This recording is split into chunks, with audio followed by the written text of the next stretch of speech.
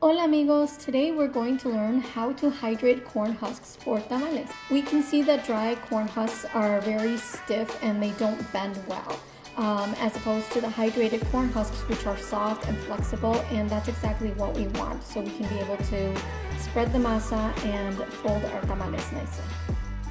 So we want to sort through the corn husks and remove any little dirt and debris that we may find in there. You can discard ones that are too badly damaged. You may find some here and there that might have some little dark stains on them, and they're okay. You can actually reserve those to line the bottom of your tamalera or your steamer, or to cover the tamales when you're going to steam them. Once you've sorted through the corn husks and you've rinsed them thoroughly, you can fill your sink or a large container of warm or hot water. And you want to place all your corn husks in there, push them down, move them around, and make sure that they're covered. Obviously they're going to float to the top, but just make sure that there's plenty of water in there to hydrate the corn husks.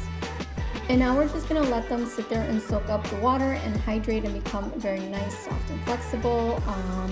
And you can do this for a couple of hours. I like to do this step first before I make the masa or the filling for my tamales, and that's plenty of time. Some people like to get the step started the night before. You can do that. It's perfectly fine as long as your corn husks are nice and flexible and bendable. That's the goal here. And now once you're ready to use them, you can drain them, put them in a colander, and just drain off all the excess water. Make sure that you get off as much of the water as possible, because you don't want that mixing with the masa and giving you soggy tamales. It'll also make extend the cooking time or steaming time. And that's it. Now you can start making your tamales.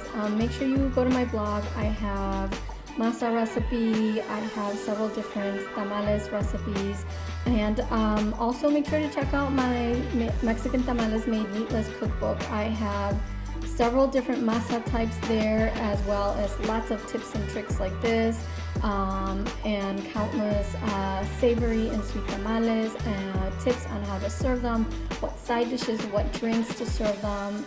It's just super loaded with information. I think you're going to really enjoy the cookbook as well. Thank you so much for stopping by. Make sure to give me a like and subscribe. Share with your amigos if you think they'll find this useful. Have a beautiful day. Bye.